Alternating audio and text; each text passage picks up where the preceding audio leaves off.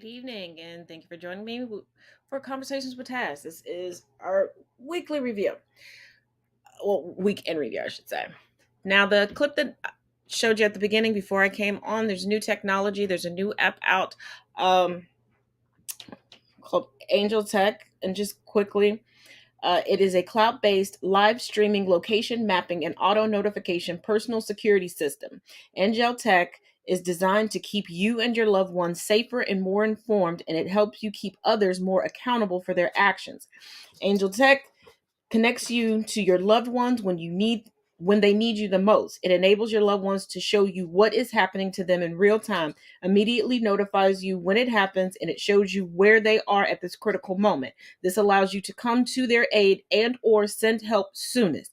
And because it's a cloud-based technology, its files are safe and secure regardless of what happens to their phone. So do keep that in mind. And this is Black created.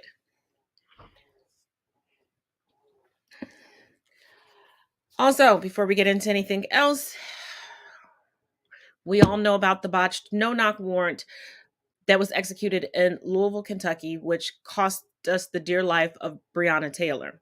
Well, one of the former officers, Brett Hankinson, and if you recall just a little bit of background information, when he was let go from the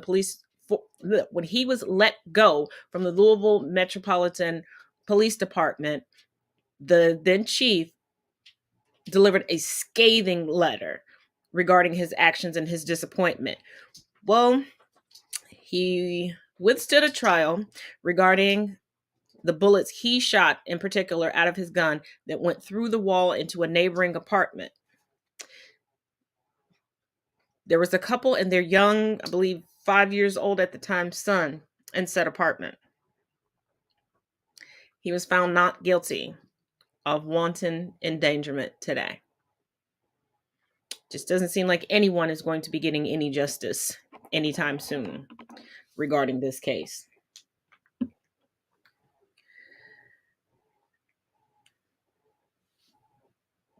Now, on to something that's a little hilarious and nice when karma comes back and gets revenge for everyone. If you're not familiar with the Tinder Swindler on Netflix, please go and check it out. But the Tinder Swindler has been released from prison, and he's so brazen that he started an Instagram account, and one of the first videos he put up was him on a private jet. But he's getting his karma. Let's check it out. How the tables have turned on Tinder Swindler Simon Leviev. Word is he was bamboozled. He was led astray and in an Instagram scam, y'all. Can you believe this? Good for him. Yeah, Wow. exactly. Sad Now, day. sources say Simon was hit up by a verified woman on IG who claimed that for $6,000 she'd helped Simon and his girlfriend get verified on the app through her boyfriend, saying that he worked at Meta, which owns IG. Well, after Simon sent the good old cash, he found out it was all a hoax because his manager reached out to Meta and was told they don't even charge for verifications. So how does it feel, Simon? Don't feel so good.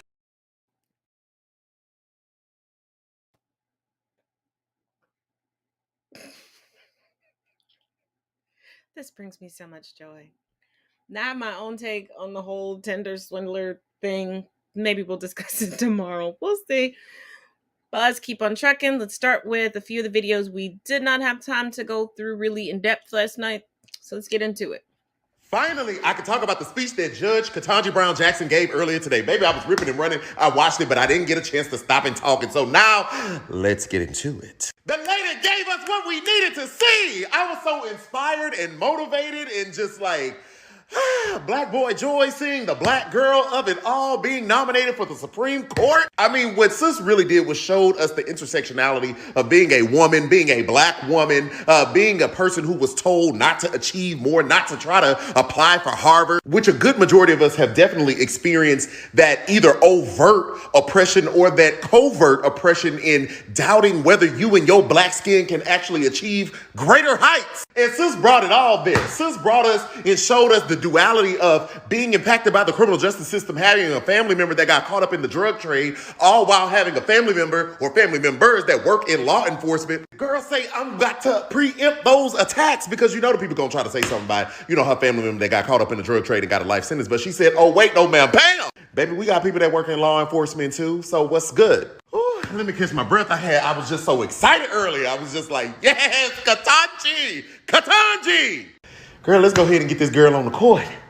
Let's get on the court because we need a black justice that care about black folks. And yes, I am aware of the racial composition of the people that are already on the court, and I'm going to stand by that statement. We need a justice, a black justice that cares about black folks.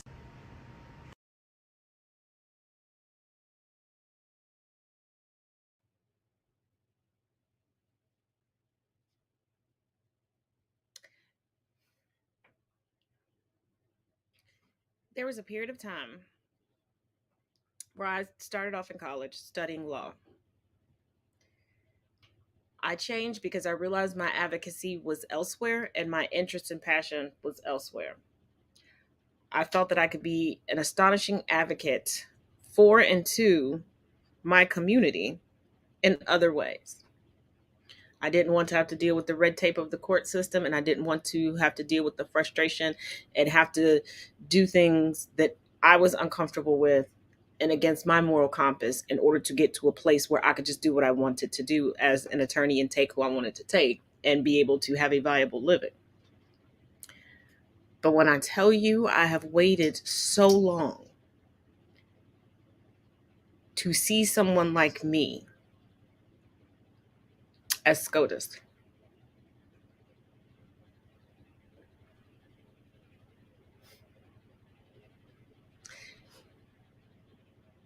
and to have a woman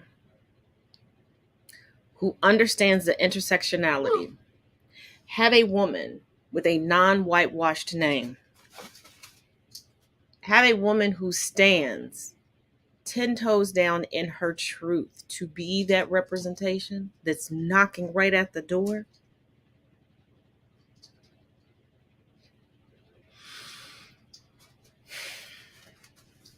This is the history I've been waiting to see. That is not lost upon me that it has taken until 2022 to even get this far, but I'm glad that in my lifetime, I'm able to see this. Whew. Let's go on to the next. To the Americans who don't know yet, every single country on the planet is making memes like this one. We all think Trump is trash. We all know Trump is a Russian asset. But I just thought I'd share it just in case you're still wondering what the world actually thinks of Donald Fuckstick.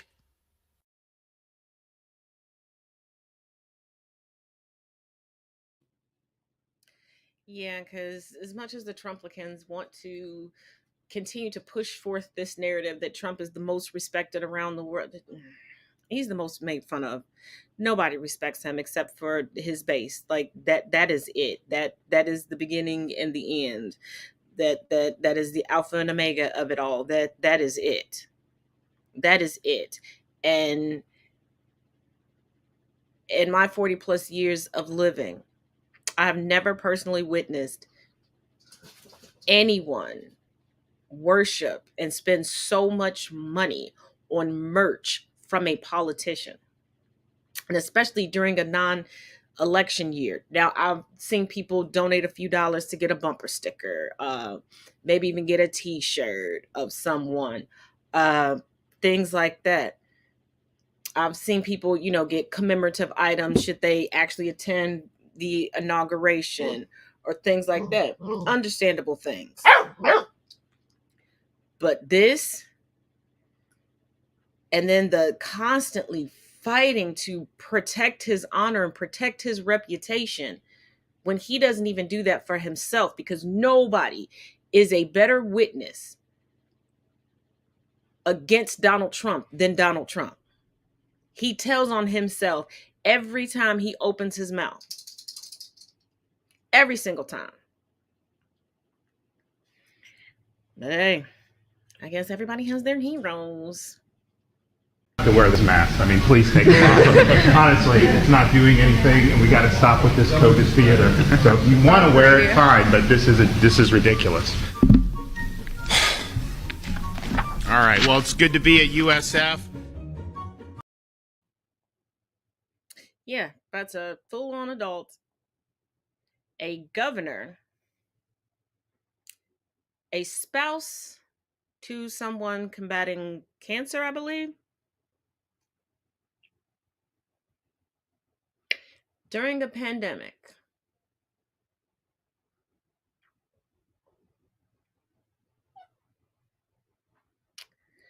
We are doomed. We are doomed. Vladimir Putin is following Hitler's steps. In 1941, Nazi forces led by Hitler have murdered almost 34,000 Jews in Babin Yar, which is an area in Kiev. Today, March 1st, Vladimir Putin has produced an attack in the same area in Kiev, attacking a teletower. An attack was produced early this morning on March 1st. 5 people have died in this attack.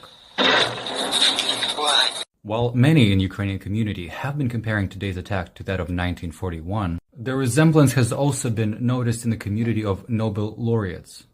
They're also comparing Putin's attack on Ukraine to Nazi Germany's attack on Poland in 1939 and the USSR in 1941, and imploring Russia to stop.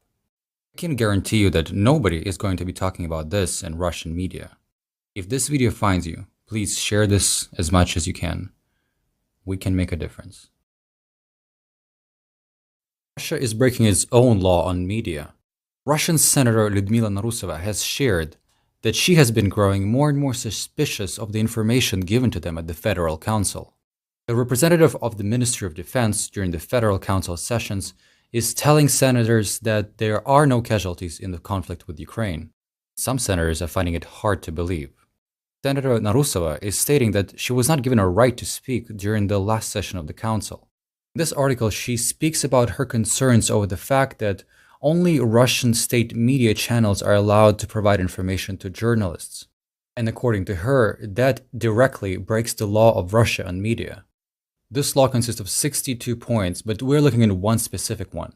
It specifically states that limiting freedom of information by censorship or limiting operation of specific media outlets is only permitted during a state of emergency or war, and neither have been established in Russia. At the end of the article, Narusova implores Russians to open their eyes, and she reminds me about the story of Crucified Boy, a tale that Russian media outlets in 2014 used to spread around to affect Russians and turn them against Ukrainians. The tale that turned out to be fake. I will make a separate video about it. A true act of courage is being displayed by Senator Narusova.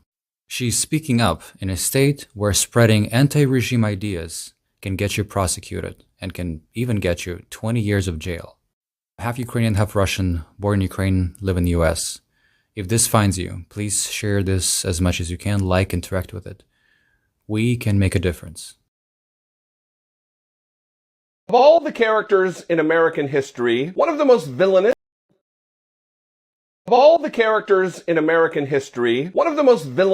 vile, sinister is Pat Robertson. Someone who purports to be a man of God, who is nothing but a bigot and a liar. But Pat Robertson came out in an unhinged statement talking about Vladimir Putin being moved by God to do what he's doing in Ukraine. I think you can say, well, Putin's out of his mind. Yes, maybe so. But at the same time, he's being compelled by God. His goal was to move against Israel ultimately. And what Putin is doing by moving as he is to set up Ukraine as a staging ground for one of the armies. Israel, the capital of Israel and the capital of Ukraine, Kyiv and Jerusalem, are 2,800 miles apart. He's acting as though they're right next to one another, that Ukraine is a staging area for battle against Israel.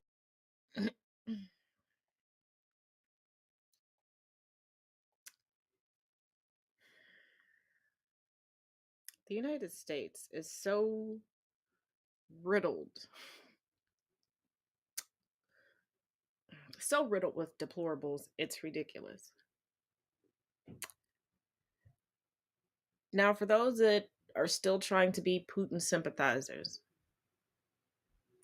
Number one, don't ever let me catch you bragging about your grandfather or great grandfather who fought in World War I or World War II. Don't ever, because I'm pretty sure they are rolling over in their grave wondering how they messed up so bad.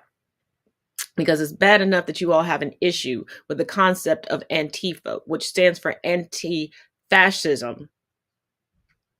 But now you're doing this. But keep this in mind. And this is a tweet from Chip Franklin. Putin jailed kids. Let me repeat this. Putin jailed kids who brought flowers and no war signs to Ukraine's embassy in Russia.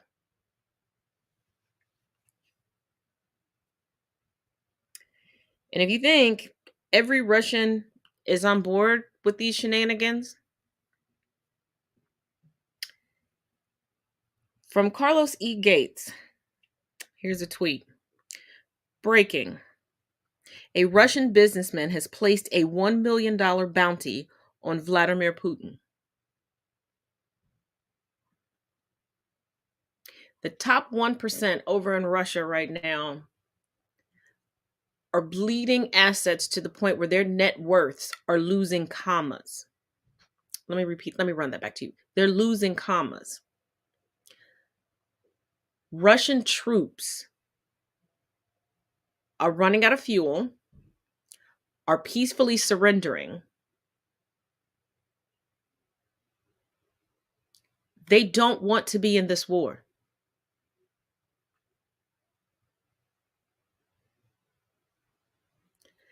And riddle me this, Batman. What is it with white people believing that the only way to show that they're powerful, that they're great leaders, that their way is the right way? First of all, I don't know why they believe that their way is the right way, because it doesn't even work out for them. But they believe that they have to conquer other people and destroy them and destroy their cultures while taking bits and pieces of those cultures that they think they can wear as a costume in a trendy manner.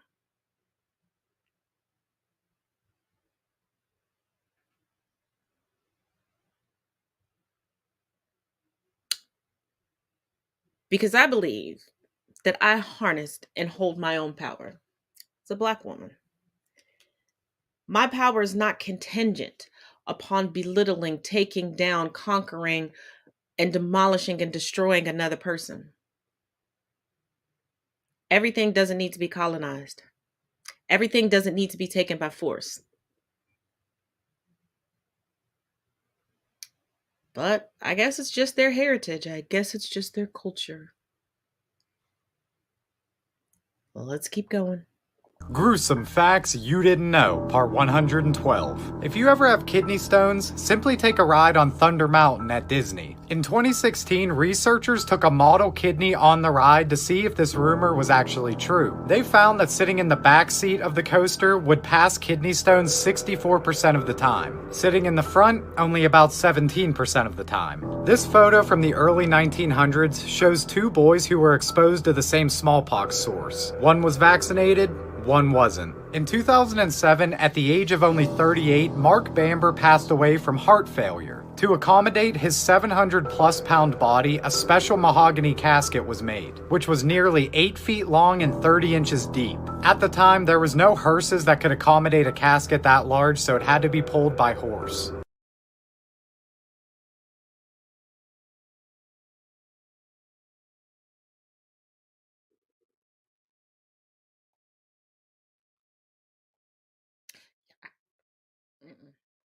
This is a war.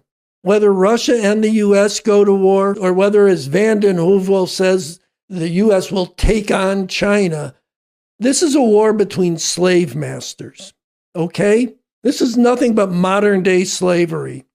And when the slave masters fight, you don't side with one or another master. You don't side with my master. You take advantage of the fact that they're fighting to overthrow the whole institution of slavery, to get free. And this is how we have to look at it when these imperialists fight. We're not rooting for our imperialists.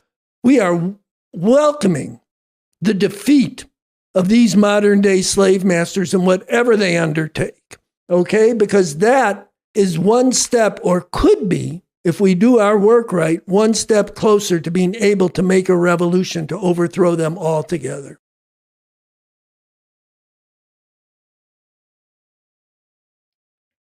No lies detected. No lies detected. Instead of sitting around debating which side you should be on, now's the time to achieve the change that you want. Now's the time to completely burn down the system and build it back up from the ground up where it's inclusive for the people of the land. Just my two thoughts. I purchased this beautiful doll yesterday from an old lady at an arts and crafts stall. Now, these are called gollywogs in Australia, and a lot of people may think they're politically incorrect, somewhat racist, but you know what? People get offended about everything nowadays, and this is the sixth one that I've got that I've added to my gollywog collection. I love it.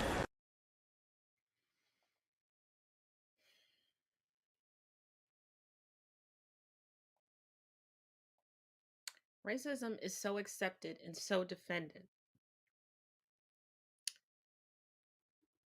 that those on the receiving end of the racism are viewed as too sensitive, are always told to get over things. Because somebody likes something or thinks that it's pretty or it's nostalgic for them, they refuse to admit the racism. And I've said it before, and let me say it again. A lot of times, most of the time, that these people who think that they're not racist or proclaim that they're not racist or just don't say anything at all get offended and continue to do things like that. And they always point to nostalgia, is because they don't want to face the fact that they come from a long line of racists. Because what anti-racist individual would have ever purchased a doll like that for their child?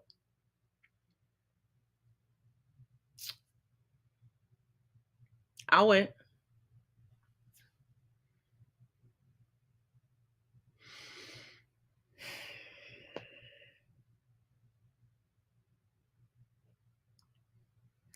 Let's run this month's ad, and I'll see you on the other side.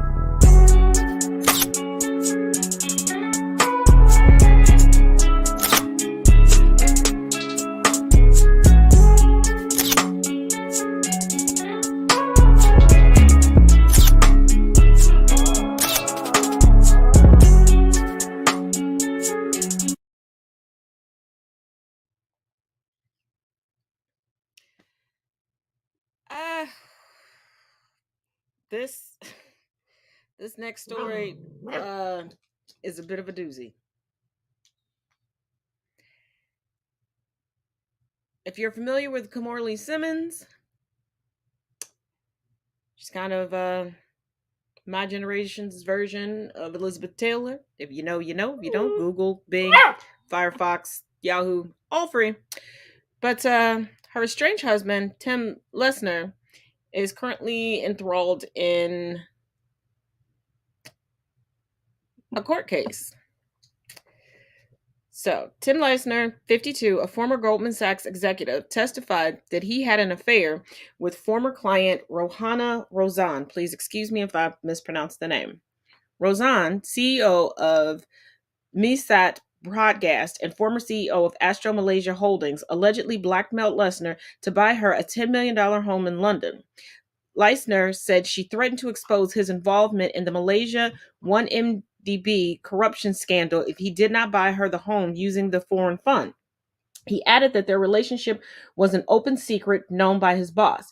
It comes as Leisner testified against Roger Ng, Goldman's former head of investment banking in Malaysia, who allegedly led the corruption case. Leisner pleaded guilty to his involvement in the $4.5 billion scheme and agreed to help prosecutors build their case against Ng, who pleaded not guilty. He also revealed that he and Ng tried to get jobs at the company for 3 children of former Malaysian Prime Minister Najib Razak. But, hold on, lovelies.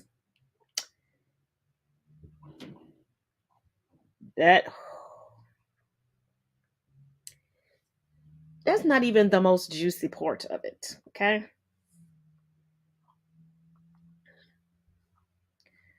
Let's see. Where'd my notes on this go? You know, I never like it when you save the link to something. Did they take it away?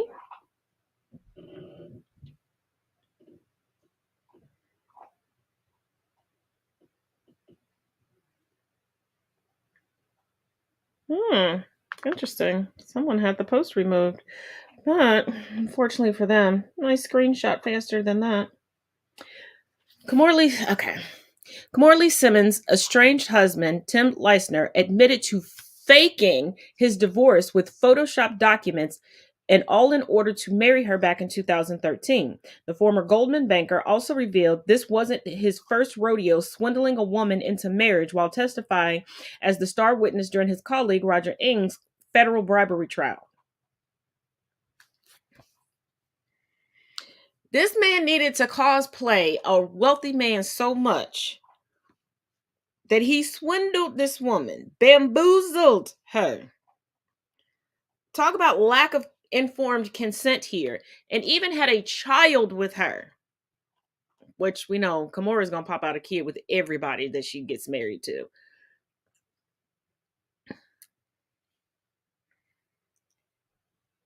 So this is from Yahoo News. Tim Leisner admitted on the stand that he faked his divorce from his previous wife, Judy Chan Leisner, to marry Simmons. Kimora Lee Simmons' estranged husband, Tim Leisner, a former Goldman Sachs banker, it's always Goldman Sachs, always is some shit, has been accused of helping Malaysian financier Joe Lo steal hundreds of millions of dollars from the 1MDB Foreign Sovereign Development Fund. However, according to his new testimony in the bribery trial of his former colleague Roger Ng, Leisner also confessed to being deceptive in his personal life. According to the New York Post, Leisner admitted on the stand that he faked his divorce from his previous wife, Judy Chan Leisner, to marry model entrepreneur Kimora Lee Simmons. I photoshopped the divorce document, Leisner told the jury, according to Bloomberg. Did Judy Chan know? Asked prosecutor Drew Roll. Yes, he said. Did Kimora Lee Simmons know that? Roll said. No, Leisner said. He also said that he tried to convince Chan to give him money for a home that he wanted to buy Simmons.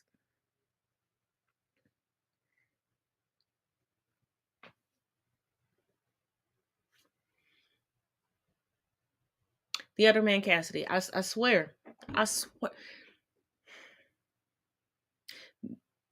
Men must be given a hefty, like Sam's Club has a baby with Costco level warehouse amount of the audacity, because the amount of mancastity in that, you gonna not divorce me, but then want my money to go buy a house for another woman. But Lil Miss Chan is not off of this, okay? She is not getting off scot-free. So she knew that the divorce was being faked so he could go and switch.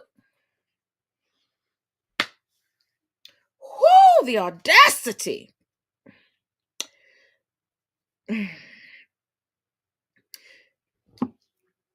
Let's see. Down. Get down. Judy did not want to make any transfers related to my new family life in Los Angeles, Leisner told the jury, saying that he lied and told Chan that the money was for Lowe. It didn't work with Chan, he said. I think she did some research on the internet and found out I was trying to buy this house. Leisner had pleaded guilty to charges of money laundering and forfeiting $43.7 million. He and Lee Simmons are currently estranged and share one son, Wolf Lee Leisner, together. Leisner and Lee Simmons are facing a lawsuit from her previous husband, Russell Simmons, who claims that the couple attempted to defraud the energy drink company that they are all investors in, Celsius. Per People, Simmons accuses Kimora and Leisner of fraudulently transferring his stocks to pay Leisner's $44 million fine after his guilty plea to criminal conspiracy to commit money laundering. Simmons requested that Kimora and Leisner reaffirm his 50% of Celsius shares, pay money and punitive damages along with legal fees. Girl. How you gonna pull the stand by your man and pull from his playbook and try to use the money from an ex? I mean, at least you legally and properly divorced him, but you know, Russell is a bit of a groomer, because I remember when y'all started dating, and I remember when you caught his eye, and baby girl, anywho, like, how you gonna be willing to do jail time for this man? And we all know Russell does not play about his money. He dots every I and crosses every T. He probably checks his accountant's work like a teacher with an epic supply of red pens. And I believe he does not grade on a curve. What were you? You know what?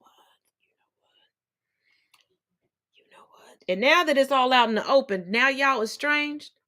That sounds like some secret tunnel in the basement of the house, and y'all just each other's sneaky link at this point, unless he got a new woman that's about to pop up and he gonna try to get money from you to buy a house for her and go, oh, Jesus. Oh, Lord.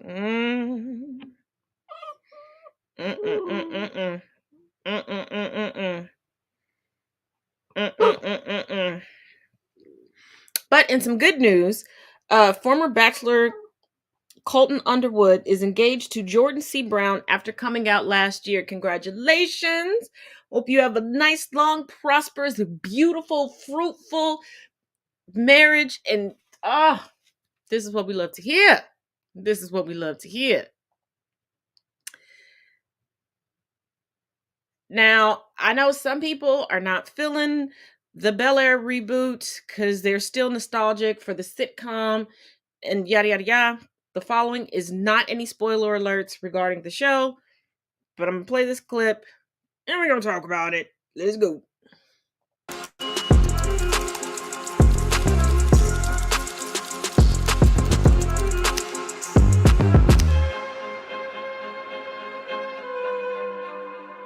When I first saw the Bel Air trailer, This is not a game, Will. Look at you. Look at you. I was on the floor. Duh. For 20 years, I had been trying to figure out how to make the way back into the world. The only reason why you're not in jail is because Uncle Phil called in a favor. But the idea of shifting from sitcom to drama while still staying in the same lane of the ideas and the concepts. Too easy.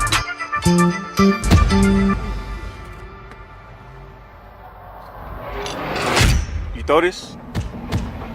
Who's this dude? This dude's a genius. Get him here immediately. Hey, what's up, y'all? It's Morgan Cooper, executive producer and pilot director of Bel Air. I was driving down 71 in Kansas City. The idea hit me. I went to a coffee shop and wrote an outline for what I wanted to do, and we dropped it on YouTube. I met with Westbrook less than 48 hours from when we dropped it. He came down to the set of Bad Boys 3. First time that I heard something, I was like, yo, that's an idea that is brilliant. Morgan did a ridiculous trailer for Bel Air. We just talked about the potential of this show, and what I saw is that he got it.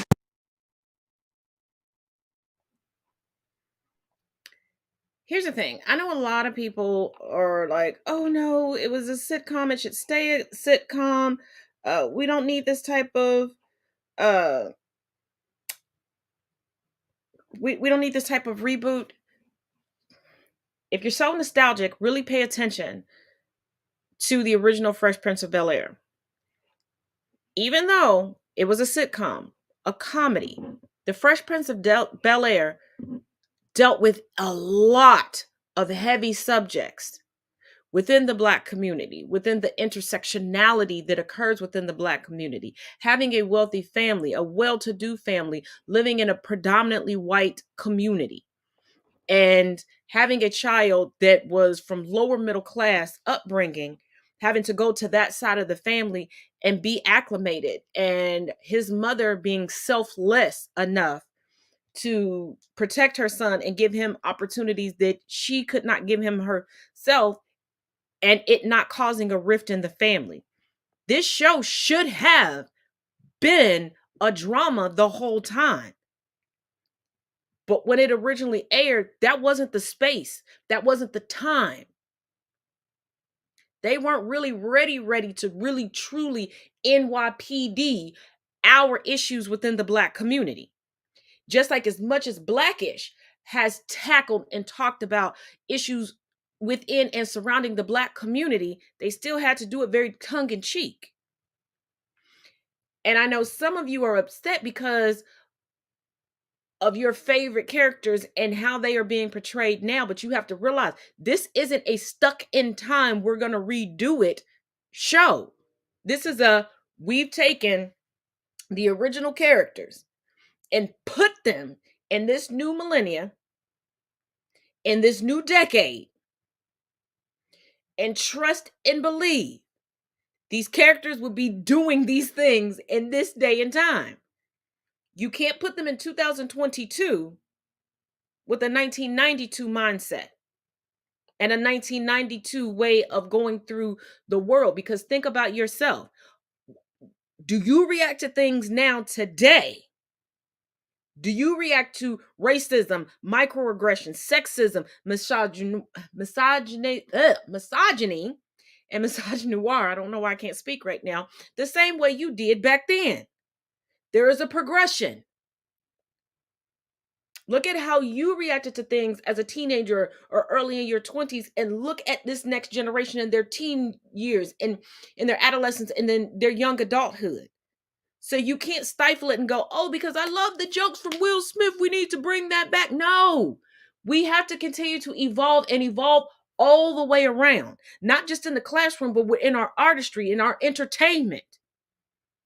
Because it doesn't matter how well you educate yourself in a library.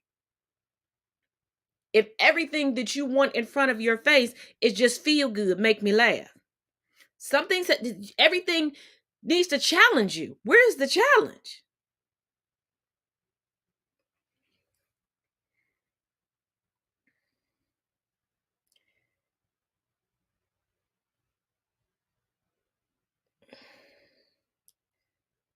And now we have Kyle Rittenhouse, who decided, because he was acquitted of literal murder and attempted murder, he wants to sue LeBron James, Joe Biden, Whoopi Goldberg, because he believes that they have defamed him, defamed his character. First of all, somebody teach him and his ever expeditiously aging mighty mouse of a mother what words mean and that words have definitions. 2, telling the truth of what we all saw you do in 4K is not defamation. And I find it very ironic, don't you think, that because the courts ruled that, his bond money and everything else had to be returned because he was acquitted, because it was raised through GoFundMe, they had to go through and see who specifically wanted to pay for legal fees so that the attorney could be paid, and who was donating money for his bond and would get their money back. Because they didn't donate it to him. If you go back and look at the GoFundMes, it was specifically for specific things. Now he wants to sue millionaires, and the damn president of the United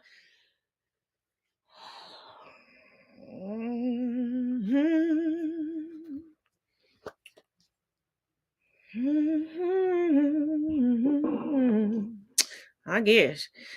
And this last one, I knew that this person had gotten exposed a few years ago on Facebook. I realized they're being exposed in more depth. I didn't even know that they existed until the first time that they got exposed, and I couldn't understand why people were falling for it and watching this BS. But let me stop. Just watch this clip. Just yeah.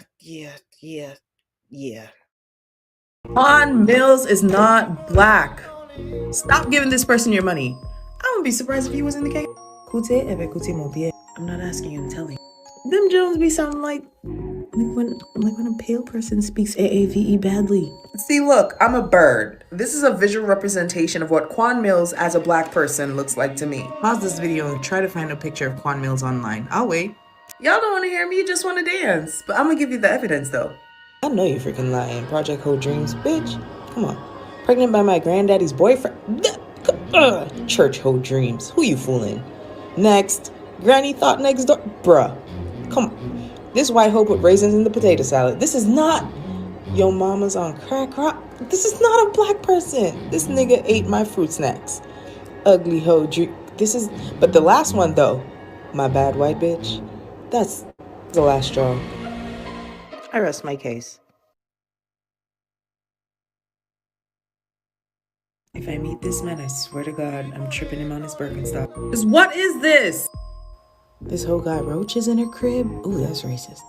Coochie hoe, you stink. A bacterial vaginosis love story. Jail. This is racist. How is that not racist? I'm having my sister's baby. My brain, what? Pregnant by my gay stepdad. This man needs help. Pastor, I'm done. This hoe got 9 kids and 10 baby daddies. Makes sense, Quan. Huh? And of course, my bad white bitch, episode 1. Oh. Pull up, Quan. I just want to talk.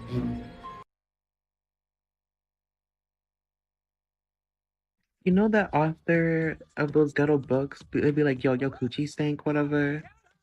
So apparently there's a thread on lipstickalley.com that is saying that Quan Millz is not really a black person.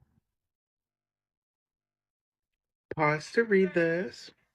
Even with the annoying ass microaggressions towards the LGBTQ community, please read this. Somebody asked him to show a picture of himself so people can know if he's black or not. He replies with a no, and here's his reason why. And this person replied and said, "This is a white man until I see a picture of a black hand holding up a piece of paper with today's date and one of those ratchet books he writes." Pause to read. I personally tried going on his Facebook, but to no luck, it's not there. I only seen fan pages, but I was able to find a screenshot via Lipstick Alley. Here's some more.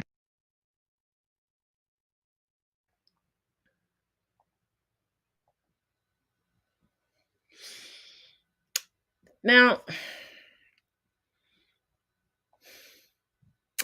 the amount of BIPOC individuals that have supported this man and lined his pockets. First of all, now I understand, folks, they love to cosplay the ratchet, the ghetto, the unsavory, the uncouth, the uneducated. I get that.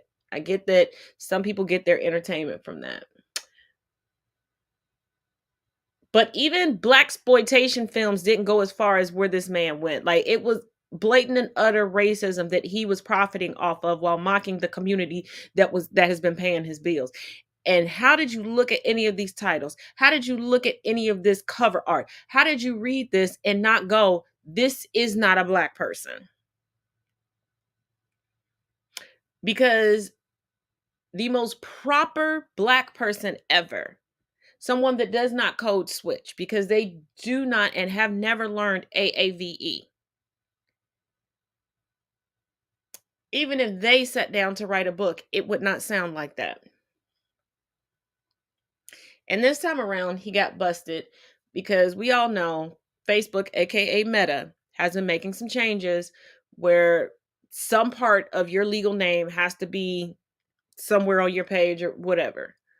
And after that, then after they verified you at times, you can switch it back or do whatever. But randomly, they'll check people like, we need to see your license. Who are you really? And his original Quan Millz Facebook page got changed to his name.